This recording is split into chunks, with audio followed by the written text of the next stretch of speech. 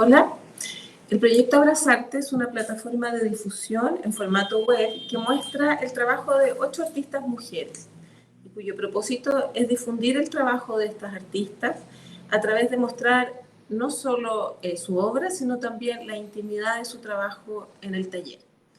Está a cargo de Isabel Margarita Carrasco y de La Cocinita Estudio Creativo, y cuenta con el financiamiento de Fondar, cuestión que todas las aquí presentes agradecemos. Las mujeres que participan de este proyecto, las mujeres artistas que participan de este proyecto son Rosa Angelini, Alejandra Prieto, Rosa Velasco y Soledad Pinto. Y además, las que estamos aquí presentes en esta conversación, Jimena Somoza, Juana Díaz, Guadalupe Valdés y yo, Mara Santibáñez. Vamos a comenzar viendo el trabajo de Jimena Somoza.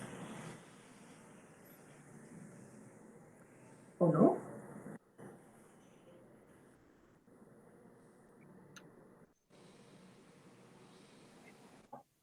Jimena Somoza es artista visual y desde que comenzó su trabajo el 93, su obra ha articulado una metáfora en relación a la...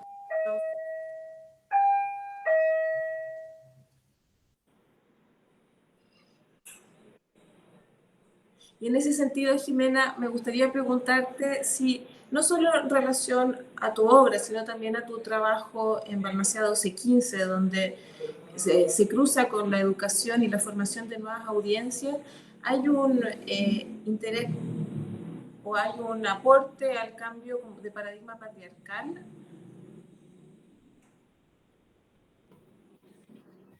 Hola a todas. Sí, bueno, es en realidad ese cambio de paradigma ya de alguna manera es histórico. Se ha hecho, digamos, un recorrido al respecto para lograr algunos avances, visibilizaciones, luchas ganadas. Entonces, bueno, uno simplemente se suma ahí y empieza como a sintonizar con eso, siendo una artista mujer, y también teniendo esta capacidad de gestionar y de facilitar los procesos a jóvenes. Entonces yo te diría que sí, que la idea es un poco subvertir el orden anterior, lograr una mirada desde el siglo XXI, también aprender de las nuevas generaciones, eso para mí ha sido clave en Balmaceda, y también, bueno, de alguna forma apropiarse o no sé, como sentirse con mayor poder frente a discursos que en algún momento estaban subvalorados o pasaban a categorías inferiores o pasaban a categorías en sí mismas. Entonces creo que el arte finalmente debería romper esas categorías y transformarse en una posibilidad de cambiar el mundo finalmente y la experiencia humana. Entonces como que obviamente el feminismo y una corriente antipatriarcal iría en esa dirección, como en esa línea de logros. ¿Y cuál es la obra que a ti te parece como más relevante en esa dirección, en ese derrotero de las tuyas? Yo pienso que la serie Las Anónimas, que son los vestidos en escalas aumentadas, manifiesta súper bien precisamente bajo ese título lo que ha sido un poco el lugar de la mujer. Estamos hablando de la mujer, quizás no la mujer más visible, sino que la más subordinada, o la mujer que se ha dedicado a una familia o que se ha postergado, que es una palabra que se usaba mucho en relación a las mujeres. Entonces, bueno, desde ese grupo de obras hay varios comentarios que me parecen importantes. Están, por ejemplo, el jumper, el traje de las obreras o de la nana o de distintos roles que finalmente han sido históricamente personificados, culturalmente asumidos por el género femenino. Entonces Claro. ahí como que uno puede ver un despliegue más o menos grande de roles y de prejuicios también sociales y culturales que son súper universales. Eso también ha sido un descubrimiento interesante que partió un poquito desde lo local, desde mirar la realidad propia y hasta de repente uno se da cuenta de que esto pasa en todo el mundo, o sea, que es comprensible lo que uno quiere decir en sociedades distintas a las nuestras, donde se repite, digamos, este patrón de la subordinación, del anonimato, etcétera. Entonces, eso también ha sido súper, yo diría que en este trabajo en particular, dado también su dimensión, que no es menor, o sea, como el despliegue, digamos, en el espacio de esto es una cosa bastante impactante. Entonces, eso también obviamente colabora en la comprensión del mensaje. Es como algo así. Claro, porque viste el espacio. Claro, y lleva cosas que son muy invisibles, que de alguna forma quieren pasar desapercibidas o quieren normar una conducta que tiende a lo que no queremos ver y lo transforma en algo imposible de no ver. Entonces, Claro, es ahí donde empieza como el juego de las anónimas. claro. Es como un grito, ¿no? Claro, pero es medio silencioso igual, porque, y también tiene algo bonito que es como lo afectivo, porque claro, es de alguna forma una denuncia, entre comillas, pero también hay algo de historias cálidas detrás, o sea, de, no sé, las mamás, las abuelas, la nana, o personas que eran entrañables para todos, no solo para las mujeres, para hombres también. Y con este gigantismo te pueden generar, por un lado, una pesadilla o también un sueño cálido y de acordarte, ¿no? De los afectos de esos roles. Como un Entonces, homenaje también. ¿perdón? Como un homenaje también. Claro, lo puedes ver así y tiene como, eso iba a decir, como que tiene distintas maneras de verse y de experimentarse. eh, no es unilateral, no es unívoco, no es de una sola forma como tú lo debes ver o como tú lo debes entender.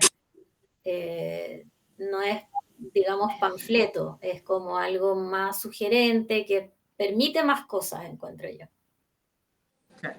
Pero de todas maneras el cambio de escala implica una monumentalización, o sea, un Claro, hacer ver, claro, no es un cambio de escala, bueno, también los has trabajado más chiquitito, pero en este tipo de sí, obra es esa ropa con la que te visten, porque tampoco es la con la que te vistes, es como la que te viste exacto, por y ahí te va. hace tomar un rol, está en este momento, está en ese tipo de obra como sí, muy grande, monumentalizado, pero además lo que yo encuentro interesante es que se va actualizando, ¿eh? Porque una cosa, o sea, el uniforme escolar hace 20 o 30 años, cuando nosotras éramos estudiantes, estaba asociado a algo sexy, ¿no? Tal cual. Como algo calentón.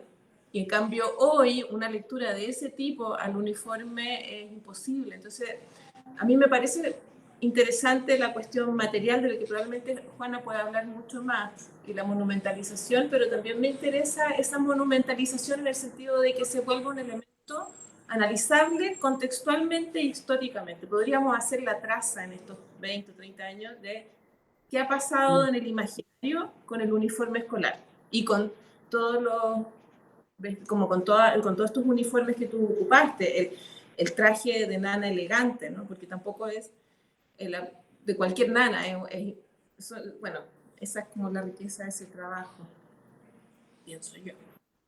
Sí, sí, Tiene, claro, o sea, es como, es que lo monumental también es algo un poco surreal, o sea, en ese sentido, por eso digo, puede ser un sueño, puede ser una pesadilla, pero también es algo no funcional, es algo imaginario, entre comillas, hasta que lo ves realizado, concreto. claro, Eh, y eso, por ejemplo, claro, porque tú dices, claro, la escolar, de hecho, es una de las que tuvo mayores metamorfosis, digamos, culturales desde que, no sé, desde que nosotras estábamos con ese uniforme, De hecho, una exposición hace un par de años en el GAM que hacía ese recorrido histórico desde precisamente la creación del uniforme escolar en Chile y hasta la resignificación política que tuvo, ya que desembocó, porque eso partió muchísimo antes, partió con las marchas pingüinas como el 2009, una cosa así, hasta llegar al 2019, donde ya este fue un icono casi de no sé, el traje ninja era el traje de la escolar. Eso fue muy, muy importante para mí porque pude ver esa evolución.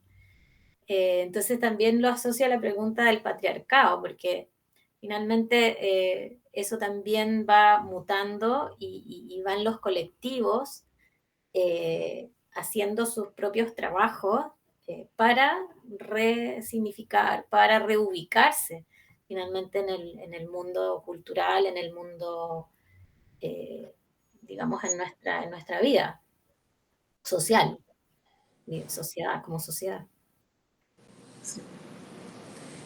Yo te iba a preguntar, Jimena, por el proceso de la obra, por la factura. ¿Se trabaja de una manera colaborativa? ¿Lo haces tú? Si lo haces tú, si ese aprender a costurear, etcétera, viene como de una herencia familiar, porque todas esas cosas como que le van sumando historia, ¿no es cierto? Claro.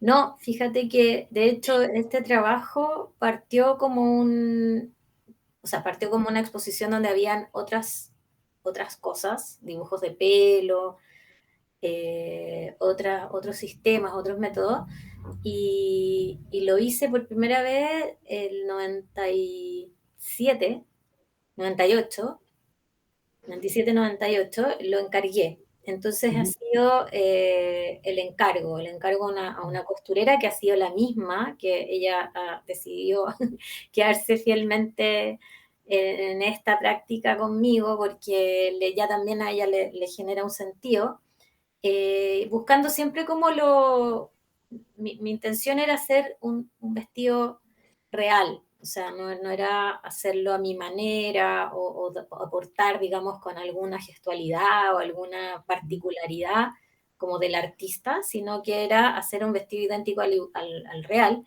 y eso lo podía lograr con una persona que cosiera profesionalmente. Ujú. O sea, casi como mandarlo a hacer una fábrica, digamos, pero en este caso obviamente es una modista. Y así fue ocurriendo que fue trabajando en cada uno, hasta llegar a los 12 más 1, que fue el último que hice, que fue en el Parque Cultural de Valparaíso. Así que son 13. Y ahora está el nuevo, es uno que voy a estrenar ahora, eh, digamos, recordando los 50 años del golpe, es el vestido de la cueca sola, que sería el número 14 de las anónimas. Vaya, Ujú. qué bueno. Qué ganas de verlo pronto. Sí, ya viene muy pronto, durante diciembre. Vinculando con la pregunta que hizo Guadalupe sobre la cuestión como de la manufactura y del hacer, podríamos ver el trabajo de Juana Díaz, si les parece bien. Porque Juana es diseñadora de moda y artista textil. Entonces, para ella efectivamente el valor que tiene la manufactura es probablemente otro que para nosotras que venimos directamente desde el arte. Juana tiene un proyecto de moda ética hace varios años que se llama Telas del Futuro, donde reconstruye y resignifica la actividad de creación y sobre todo de producción en el mundo del diseño textil y de vestuario. Juana, te quería preguntar a propósito como de tu doble militancia como diseñadora de moda y artista textil, ¿cuál crees que es la importancia del arte hoy en día? ¿En qué está aportando el arte como disciplina en los cruces que tú puedes establecer también con tu disciplina de origen, ¿no? ¿Qué te aporta el arte textil que quizás no encuentras en diseño de moda o al revés? ¿Cómo el arte textil o las artes visuales se van nutriendo de esta otra disciplina tuya del diseño de moda? No sé si se entiende la pregunta. Sí, sí se entiende y me pasa que a través de mi carrera, yo he tenido que defender la moda como un arte, porque existe una mirada que pienso que también es muy patriarcal de la moda como una frivolidad o como una cuestión menor, ¿no? Como algo que no puede ser concebido como un arte. Y por lo tanto, la pregunta esa no la puedo responder separando las dos cosas, porque para mí las dos cosas forman mi quehacer y yo entiendo mi quehacer más como un arte que como un diseño de moda o una cosa como más de producto de consumo. Em, y como muchas veces le digo a mis estudiantes, y que es algo que pienso que todos tenemos que recordar a diario, es que estamos todos obligados por ley a vestirnos. Eh, eh, Ponernos ropa, vestirnos cada día es una obligación legal. Nosotros no podemos salir a la calle sin ropa, porque nos toman presos. O sea, ese es el nivel de importancia que tiene la indumentaria. Y la indumentaria todo el rato comunica, todo el rato está diciendo cosas. Y eso lo hace fundamental para nuestra cotidianidad y para nuestra expresión. A través de la indumentaria nosotros nos presentamos en el mundo y tenemos búsquedas de pertenencia y de diferenciación. Nosotros como que a través de cómo nos vestimos o incluso cómo usamos la ropa, ni siquiera cuál ropa elegimos, sino que la forma en que tenemos de ponérnosla y de relacionarnos con ella, estamos todo el rato comunicando y buscando expresarnos y sentir nuestra identidad, sentirnos pertenecer a un grupo y diferenciarnos de un grupo. Yo pienso, para responder tu pregunta, que el arte eh, en este momento de la historia de la humanidad, eh, a mí me da la impresión de que se presenta eh, más que nunca tal vez como una salvación, como una posibilidad y como un espacio y un lenguaje de humanizar la humanidad, un espacio en donde nosotros podemos expresar nuestros pensamientos y nuestros sentimientos más profundos, y donde nosotros tenemos como la posibilidad de sembrar la regeneración que tanto necesitamos. Es como un lugar de esperanza en un momento en donde lo que estamos viendo es tan desolador y hay tanta destrucción, en donde vemos que el daño que le hemos hecho al planeta es tan radical y profundo que no sabemos si realmente vamos a poder darles un futuro a nuestros hijos, por ejemplo. No sabemos si vamos a tener agua en 2 o 4 meses más. Y el arte eh, en momentos como este pienso yo que es un espacio en donde podemos construir comunidad, esperanza, interacción, co-creación, y donde podemos comunicar lo más profundo de nuestro ser, que es donde se alberga en el fondo esa esperanza, pienso yo. Sí.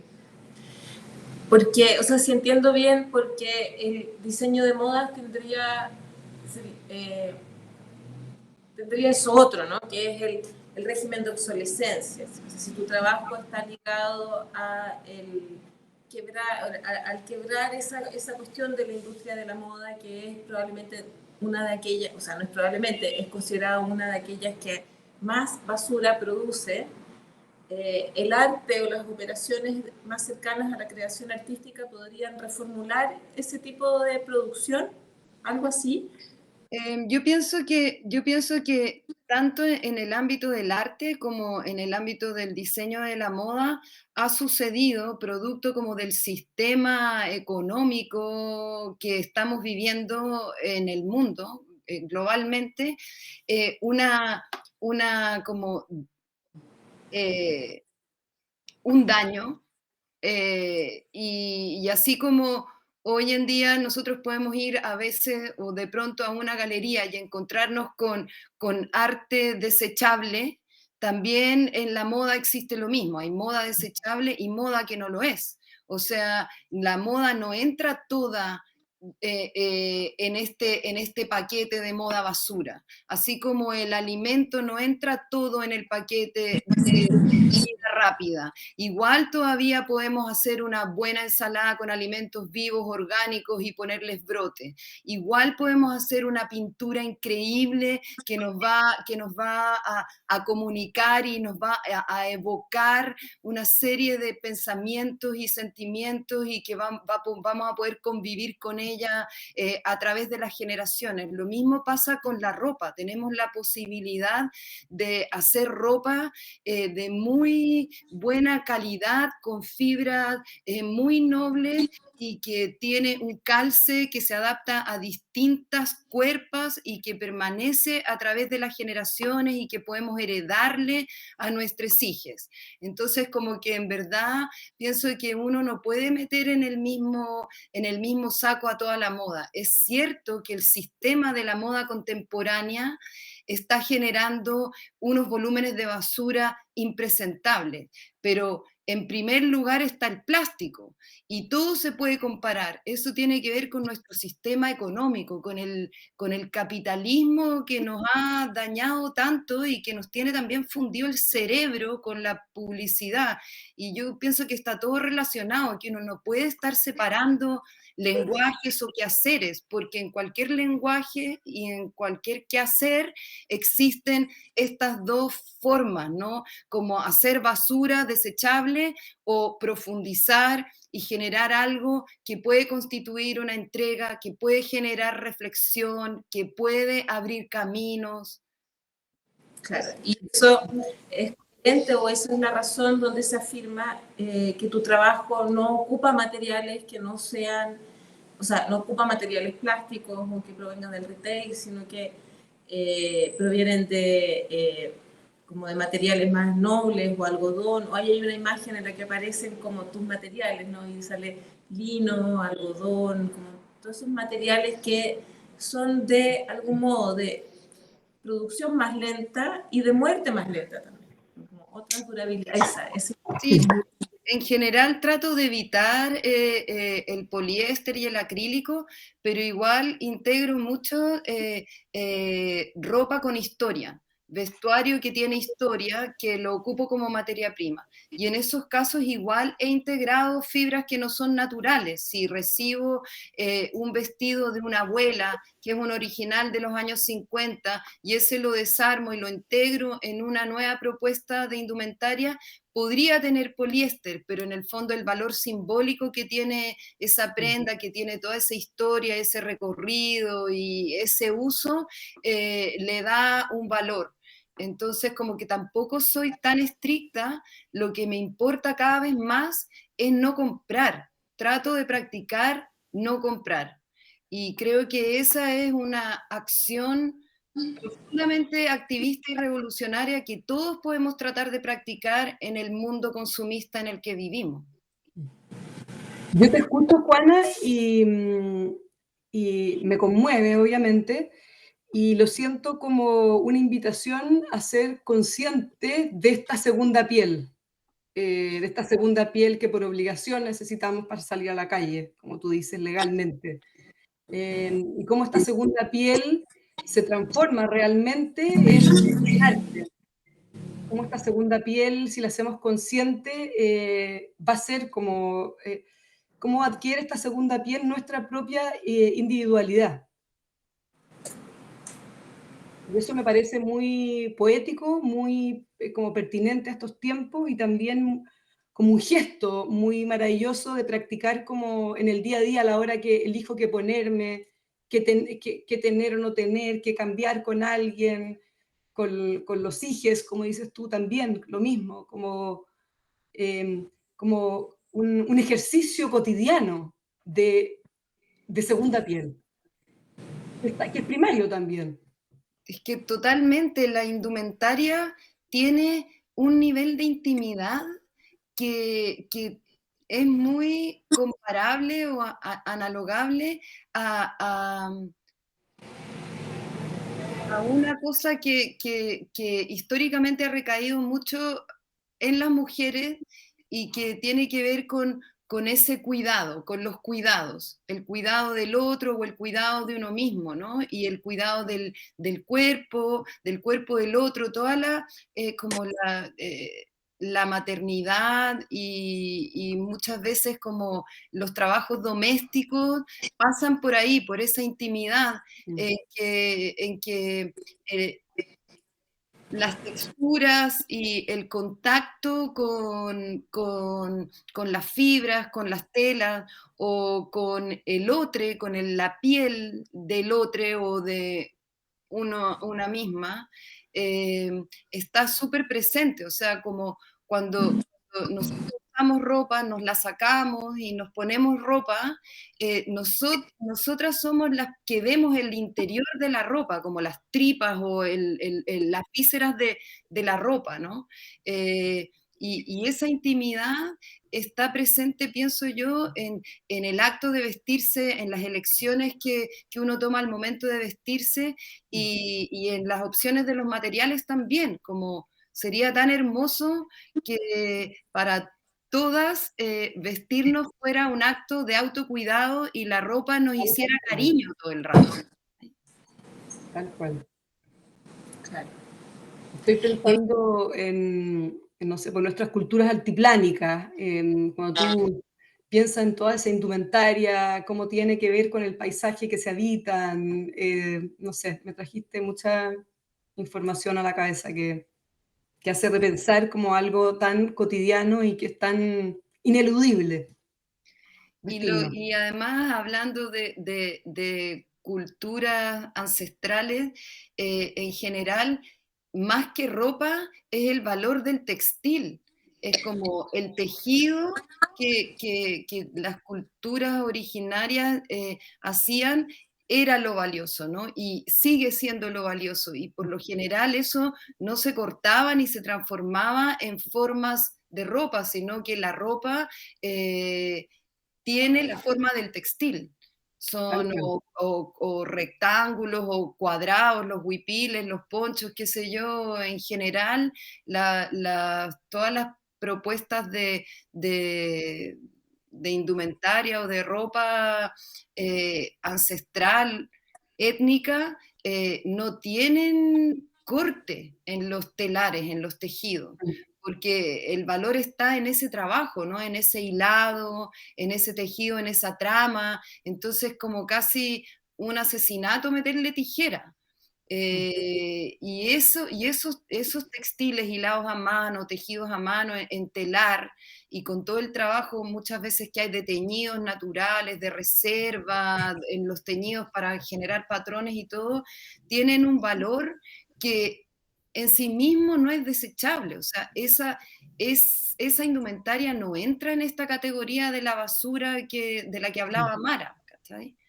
Y de alguna manera yo trato de volver a eso. Yo actualmente estoy casi haciendo puros huipiles y pura ropa con formas como rectangulares, menos diseño de vestuario y más valor simbólico en el textil, en el fondo.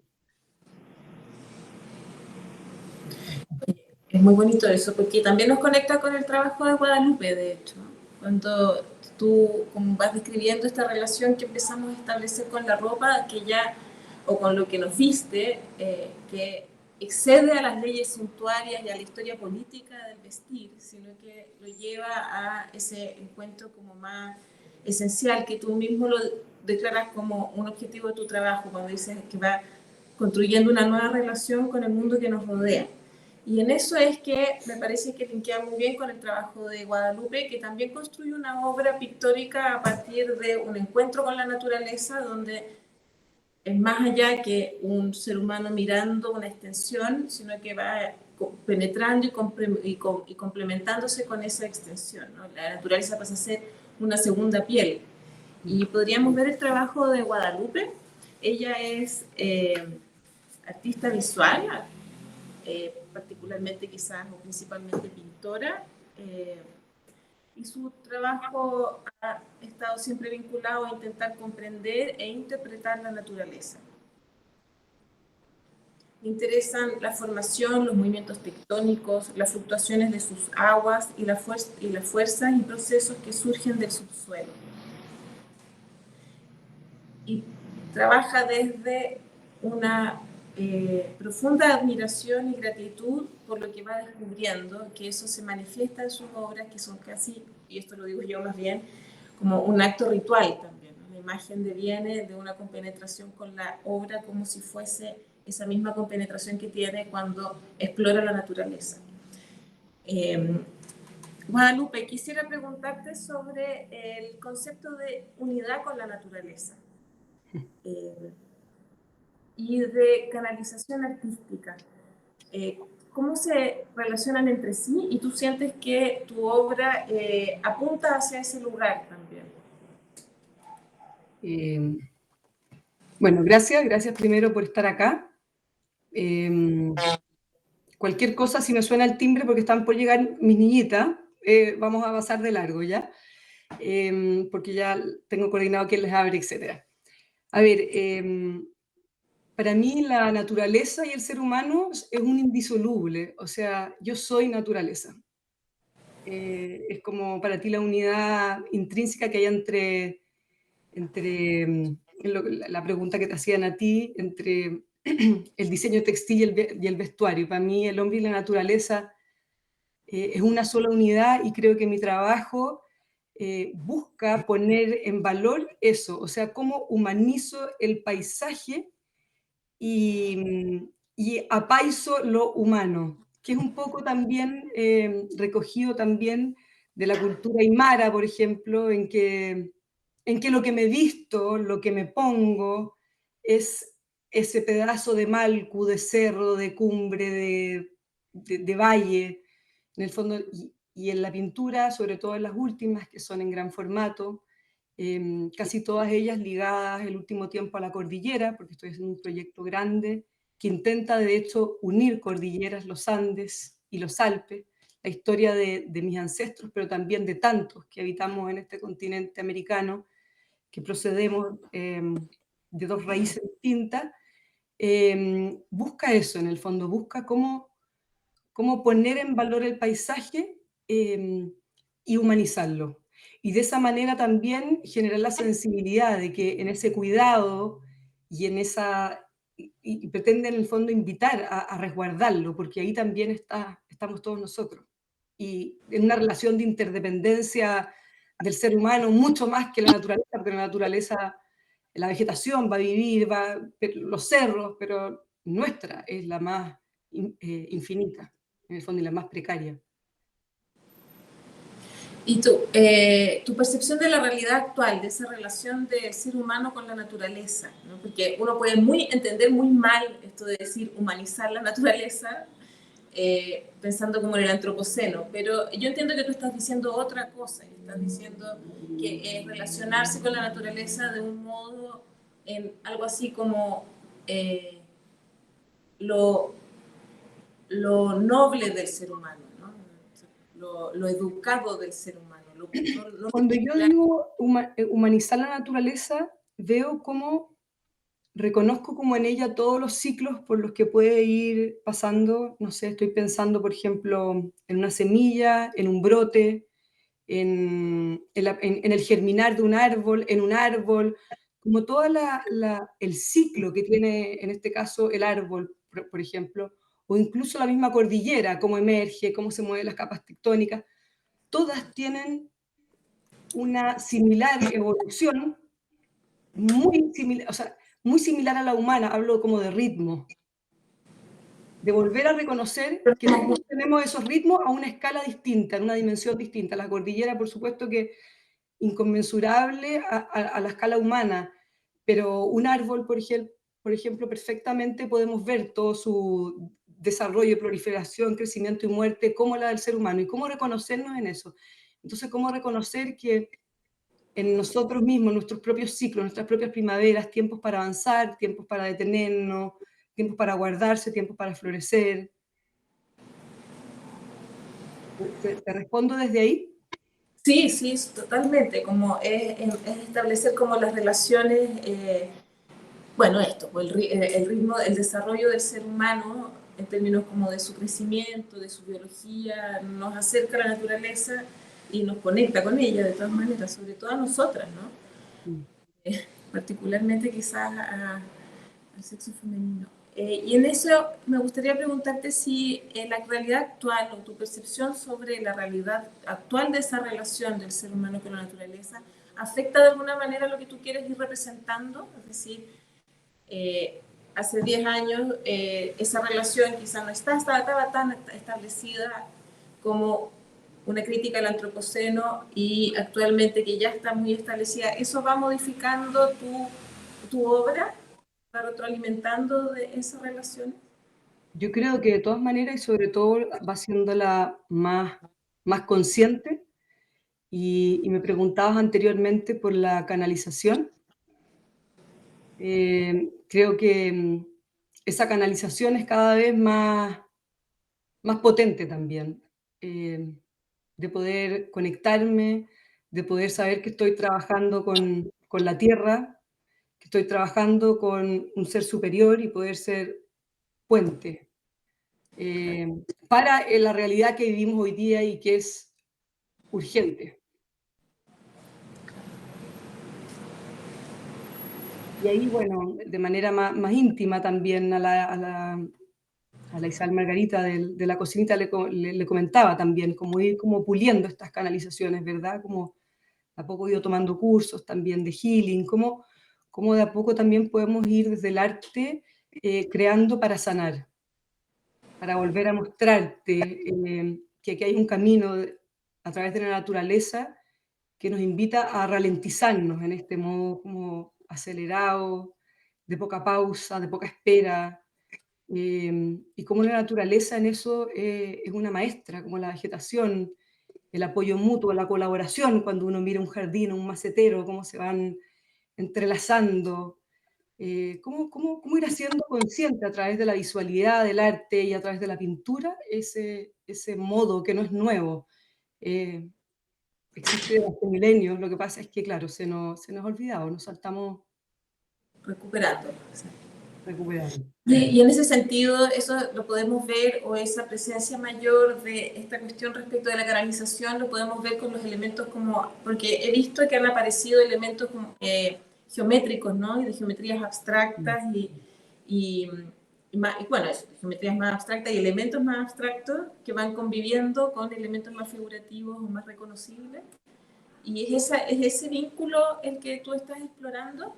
Sí, sí, y del cual todavía tengo que ser súper honesta, del cual todavía no soy plenamente consciente. Estoy dejando que aparezcan, estoy dejando que se manifiesten eh, y que pasen en el fondo como a través mío y creo que sí, que ahí se está generando un lenguaje tremendamente potente y además que, sí, bueno, he estado a raíz de eso viendo mucho a la Hilma af Klint, aparecen Sí. muchas cosas similares, incluso en el medioevo, en personajes como la Hildegarda von Bingen también, que es mucho anterior, del 1100, no sé, y que son como figuras geométricas que se van repitiendo y que de pronto es como que apareciera una nueva realidad multidimensional que nuevamente manifiesta que todo lo visible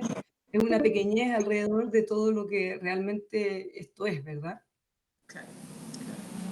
Y la última pregunta quizás, porque veo un mensaje, y es que la importancia que tú le das al trabajo análogo, orgánico, ¿no?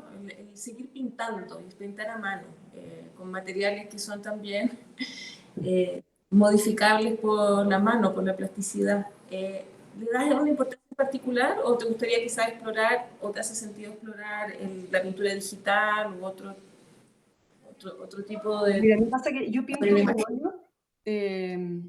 con óleo sobre tela, y hay algo en la técnica que es del óleo, que es para mí como la meditación.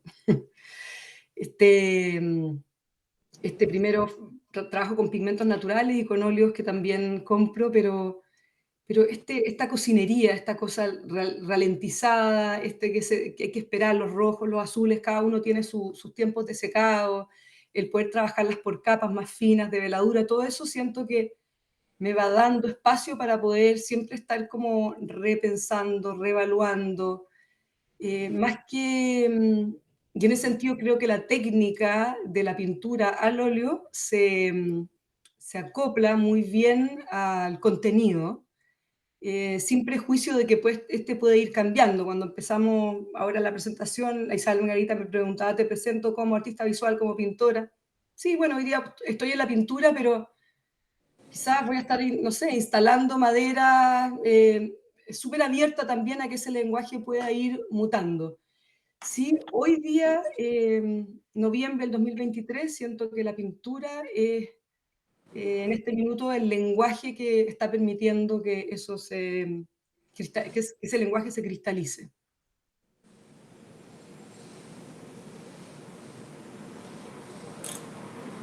Mara, Sí, yo iba a decir lo mismo. sí, yo quiero que tú nos cuentes de tu obra, Mara. Sí, antes de... Que también está la naturaleza en tu trabajo, pero de una Sí. forma, de una mirada muy distinta quizás a la de la Guadalupe. Sí, sí.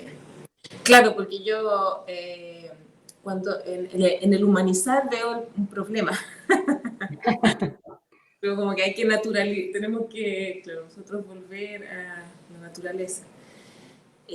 Mi trabajo es también pictórico y trabajo con el paisaje, trato de configurar un paisaje contemporáneo chileno, particularmente porque vivo en Chile,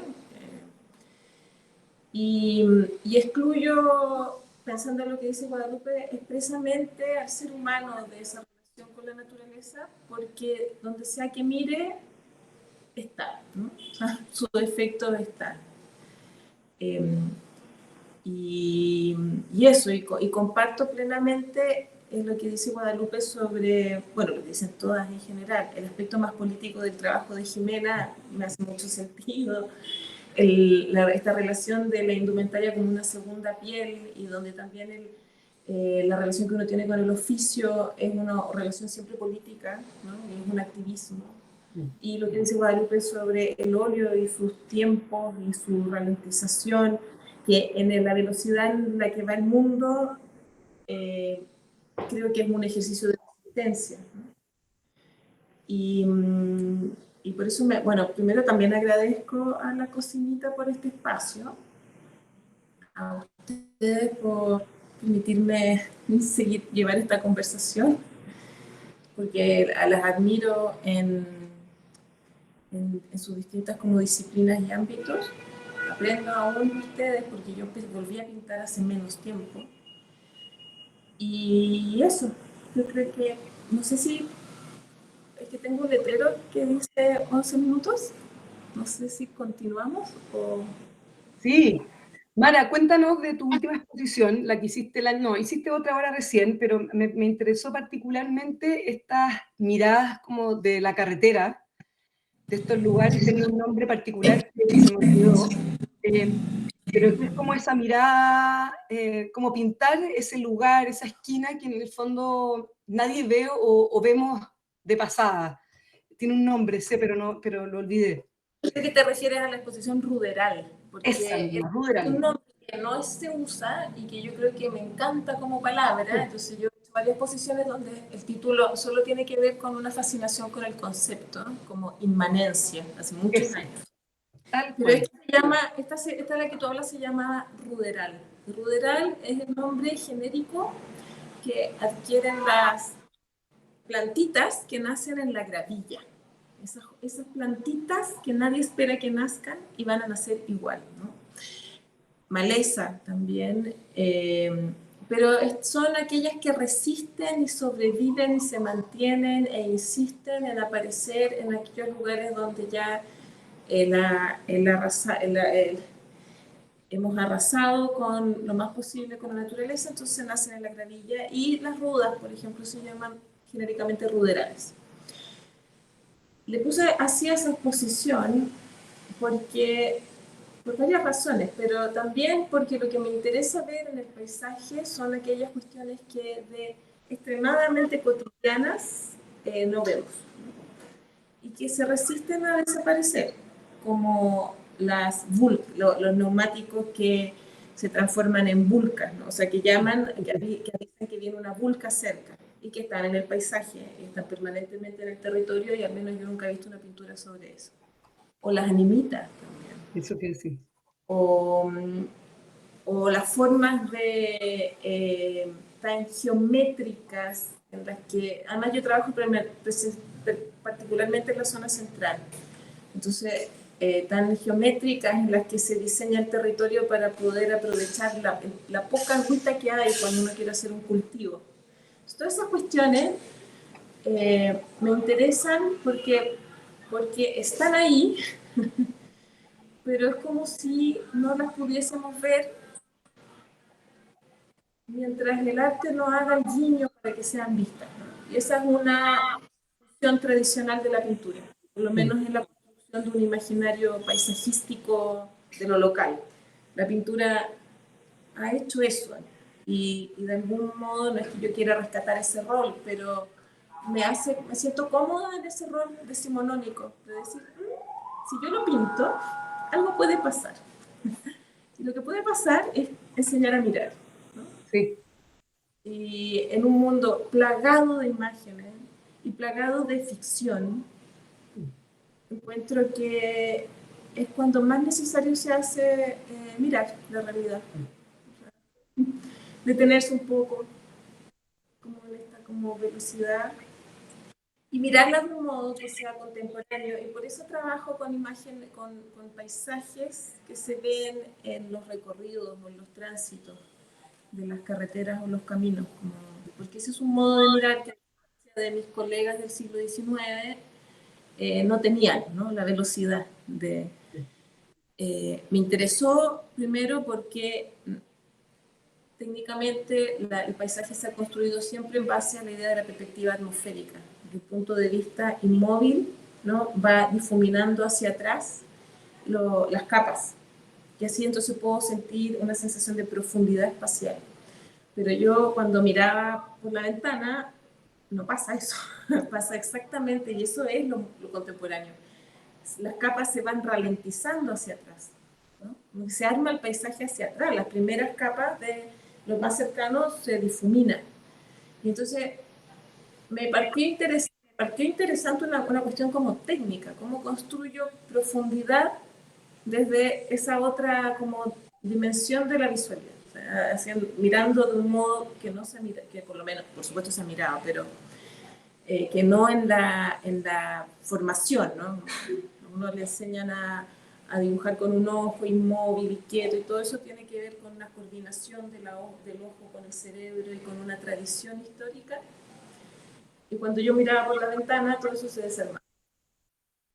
Y siento que la fotografía, el video, otros modos de producir obra han estado más ligadas a esta mirada veloz, por una coincidencia técnica también, porque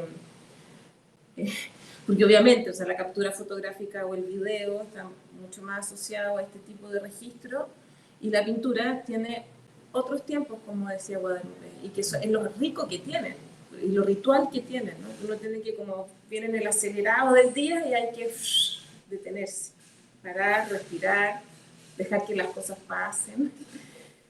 Y ese cruce entre las temporalidades materiales y lo visto, como que la pintura lo desalojó, en algún momento ya no le interesó, y a mí me interesa.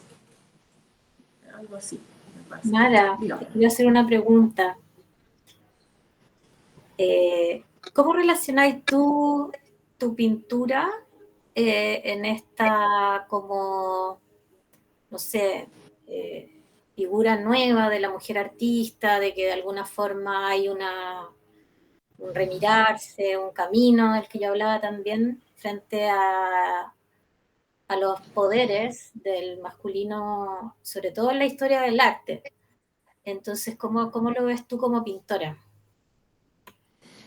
O sea, me pasan varias cosas, con eso. Una resistencia a pensarme desde lo femenino, pero porque me gusta pensarme como pintora, como, que podría ser también un pintor, como una disciplina de que produzco. Ahora, no es cualquier disciplina, en eso estoy de acuerdo, no es cualquier género. Y el género del paisaje se demoró mucho en aparecer, primero porque no estaba la figura humana, y una de las cuestiones, por ejemplo, interesantes de la pintura Impresión Sol Naciente de Monet, es que las impresiones eran un tipo de obra que hacían las mujeres, porque éramos menos racionales, o sea, somos, en la lógica patriarcal, ¿no? Entonces, bueno, si no podríamos pintar figura humana ni relato histórico, pero sí podríamos pintar impresiones del paisaje. Y entonces esa cuestión a mí me resulta como interesante, porque no tengo tan claro por qué, pero sí creo que el pintar cosas niñas tiene mucho que ver con ciertas condiciones, o sea, no son obras estridentes, no, yo quiero al revés, así, lo desaparecido, lo invisible, hacerlo aparecer. Y creo que eso es parte como de una movida de cambio histórico, ¿no? Sí. Que se está haciendo en la revisión de todo. No es que me quiera sumar en ninguna movida, creo que siempre me ha interesado más las cosas que son como poco como silenciosas, yo creo. Tiene que ver con lo que decías tú, Jimena, como subvertir el orden anterior, en otra técnica, Sí, en otra del dimensión. volcán. Que la pintura está llena de genios y la palabra genia no existe. Sí. No, Eso lo aprendí hace un rato ya. sí, claro. Oye, a mí me surge una reflexión después de haberlas escuchado a todas, y porque por un lado la Jimena nos habla de estas mujeres que caen como en el anonimato y cómo reposicionarlas y de qué manera las podemos ver. Guadalupe nos habla de, de la importancia de destacar esta indivisibilidad entre nuestra existencia y el todo, que es la naturaleza o el cosmos. Y tú, Mara, nos estás hablando de la observación de lo invisible en el fondo, como de lo olvidado también, de estos paisajes que nadie pesca, que ya están como, cayeron en un olvido, y, y creo que es muy bonito como conclusión de nuestra conversación, volver a remarcar la importancia de tener conciencia de que en realidad somos parte de este todo y que no estamos separados de la naturaleza. No podemos dividirnos de la naturaleza por mucho que tengamos esta cultura, por mucho que tengamos estos roles sociales, qué sé yo, pero es como tan bonito que a través del arte podemos volver a reflexionar sobre algo tan primario, básico, importante, que es lo único que realmente va a poder salvar. Sí, lo que yo estaba diciendo es que como a modo de conclusión de la conversación, era interesante destacar cómo cómo la Jimena con esta obra de las anónimas está viendo o poniendo, destacando estas mujeres con estos roles que han sido invisibilizados, como Mara, por su lado, también quiere llamar la atención hacia la observación de estos paisajes o escenarios en donde ha intervenido el hombre, pero el hombre no está presente y que son paisajes que nadie pesca porque están como en lugares olvidados de la ruta. Y como tú, Guadalupe, hablabas también de la importancia de recordar que no estamos separados de la naturaleza. Y pienso que esa reflexión es una reflexión, la reflexión de que somos parte de este todo, que este gigantesco todo que es la naturaleza, que es el universo, en donde nosotros estamos contenidos como una gota más y no, en verdad no estamos separados de la naturaleza. La naturaleza no está a nuestro servicio, sino que nosotros somos absolutamente parte de ella, por mucho que la estemos dañando, pero pienso yo que a través de nuestra obra nos podemos dar cuenta que el arte, que era la primera pregunta que salió en esta conversación, es un medio muy importante para recordar y para reflexionar eso mismo, que somos nosotros los seres humanos, como dicen, como hay que decir ahora, pero, o las personas y la humanidad en general somos parte de este gran todo y tenemos que volver a sentirnos inmersos en ese todo y a tomar conciencia de que no podemos vernos como separados del todo. Y pienso que esa es la única posibilidad que tenemos también de reparar el daño que le hemos hecho a la naturaleza y a nuestro entorno y a nuestra especie y a tantas otras especies que nos acompañan en este universo. Entonces creo que toda la conversación que tuvimos llega a responder la primera pregunta de vuelta, como la esperanza o la posibilidad que existe en el arte de generar la reflexión y de recordarnos como especie que somos parte de este todo y que no podemos separarnos de él. Como cuando hablábamos de tu trabajo, este ejercicio de cotidiano de qué segunda piel voy a escoger o voy a hacer, unido a lo que tú acabas de decir, es como este gran océano que somos todos, qué gota elijo ser también. Sí. Y yo ¿Qué gota cuando de ese tú, océano? ¿Cómo quiero ser esa gota? Desde el arte absolutamente, también, ¿cómo va a permear eso como a las gotas que me rodean un poco? ¿y cómo puedo aportar a regenerar? Porque es que ahora ya no podemos hablar de otra cosa, porque el daño es tan grande que como nos toca, no voy a hablar de deber porque esa palabra es muy fea, pero es como que nos toca regenerar. No podemos hacer otra cosa. En este momento de la historia, esa es nuestra misión. Y así también rescatar la sabiduría ancestral, que es la única que nos puede ayudar a lograrlo, ¿no? Como la regeneración es la posibilidad.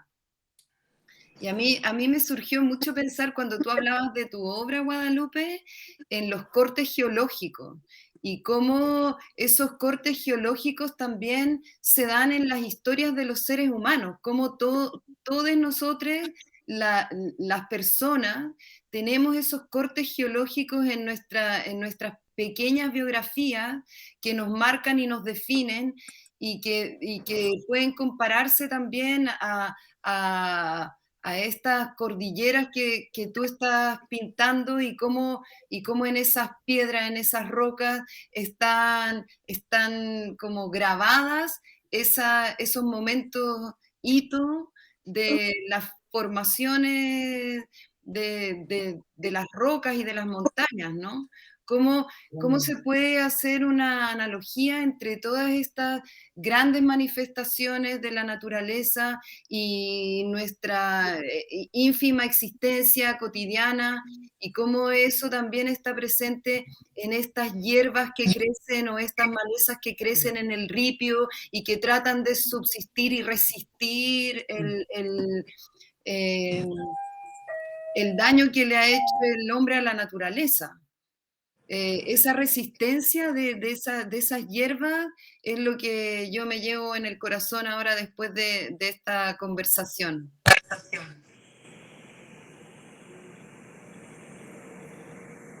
Gracias, qué lindo, y ojalá nos veamos pronto presencial. Planifiquémoslo y seguro resulta, con todos estos ingredientes, es imposible que no se dé un encuentro presencial.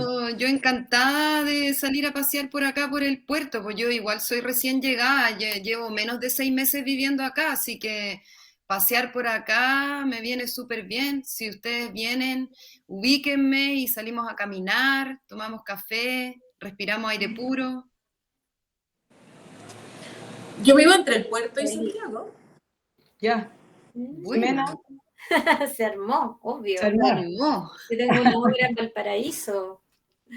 Está el vestido allá, una grandiosa, una mujer bohemia. ¿Y dónde está ahora, Jimena? La tiene una colectiva que trabaja con las mujeres carceladas y está con ellas porque era como una acción que hicimos en relación a las disidencias sexuales, a la mujer de alguna forma postergada o estigmatizada del puerto. Se la tienen las chicas, pero la podemos ver. Es una mujer con lentejuelas rojas, una afrodita de 5 metros. Genial, me encanta. Con plumas. Nocturna, ave nocturna. Buena. Materialicémoslo. O sea, ahí después compartimos contacto. Ahí la Isa nos tiene que contactar. Eso. Bueno, yo también quiero agradecer el encuentro, agradecer a la cocinita y también la oportunidad de haberme reencontrado con la Jimena y de haberla conocido a ustedes. Yo estoy muy contenta y me siento muy integrada y eso me hace sentir alegría, así que agradezco mucho.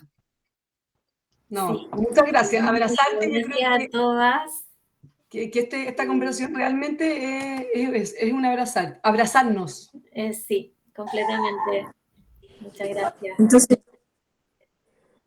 y para cerrar, voy a agradecer lo público, ¿no? El estado y la importancia de lo público, porque este es un proyecto fondar, es decir, es un financiamiento público, es una política estatal en función de desarrollar y potenciar este tipo de proyectos. Y por supuesto al estudio creativo La Cocinita por la realización de este proyecto y por la invitación a participar. Eso. Muchas gracias a todas. Gracias a todas. Nos vemos. Muchas Chao. gracias.